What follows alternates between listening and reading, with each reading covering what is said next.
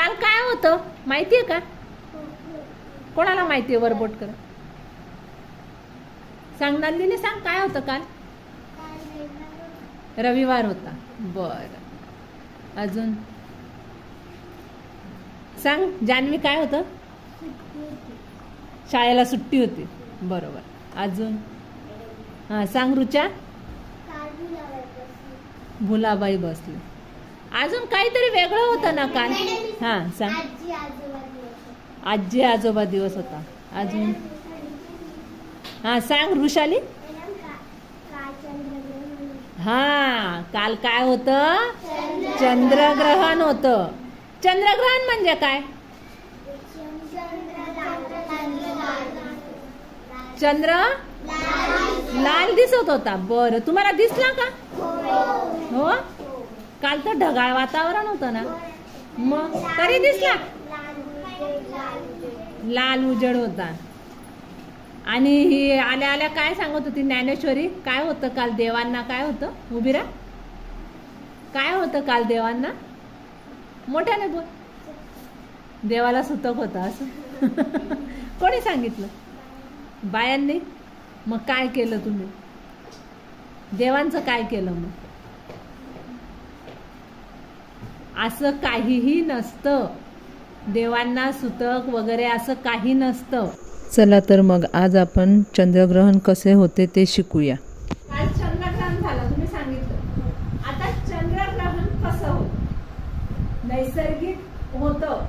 देवांना सुतक पडत नाही किंवा पाणी दूषित होत नाही, अन्न दूषित होत नाही, काहीही होत नाही.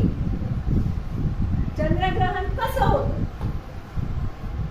आता या अमृताला आपण केलंय सूर्य, त्याच्यानंतर गौरीला केलं पृथ्वी आणि ज्ञानेश्वरीला केलं चंद्र. समजा हे सूर्य आहे, पृथ्वी आहे आणि चंद्र आहे. मग सूर्य हलतो का जागेवरून? सूर्य हलतो का? नाही. सूर्य स्थिर असतो. सूर्याला स्वतःचा प्रकाश असतो. आपल्याला सूर्य उगवताना, सूर्योदय होताना दिसतो, सूर्यास्त होताना दिसतो. पण सूर्य, तुम्ही मला मॅडम पूर्वेकडून पश्चिमेकडे जातो. सूर्य हलत नाही. तुम्हाला मी मागे पण शिकवलं होतं की दिवस कसा होतो, रात्र कशी होते, हे तुम्हाला मागे पण मी शिकवलं होतं. आता आपण चंद्रग्रहण कसं होतं ते शिकूया. हा सूर्य असतो. सूर्याच्या भोवती कोण फिरतं बरं? पृथ्वी. सूर्याभोवती फिरते पृथ्वी. आणि पृथ्वी सूर्याभोवती फिरता फिरता काय करते? स्वतः भोवती पण ती अशी फिरते आणि सूर्याभोवती पण अशी फिरते. आणि तिला स्वतः भोवती फिरायला किती वेळ लागतो? एक दिवस म्हणजे 24 तास. आणि सूर्याभोवती फिरायला किती वेळ लागतो? 1 वर्ष म्हणजे किती वेळ? किती दिवस?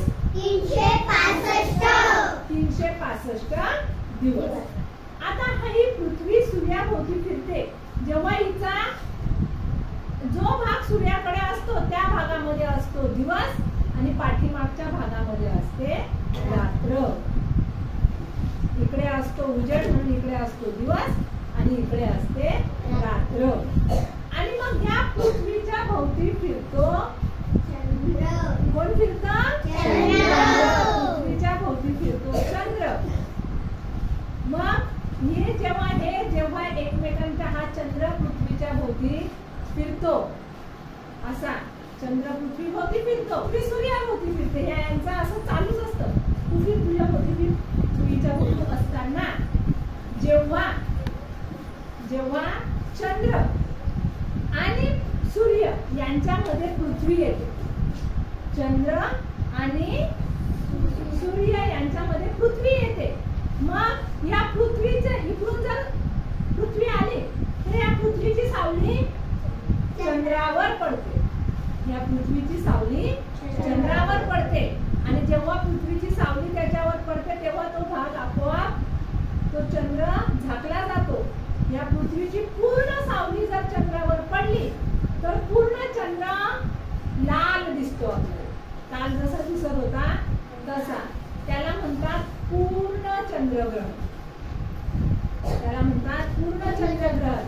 ग्रहण म्हणजे काय, तर पृथ्वीची सावली चंद्रावर पडणे.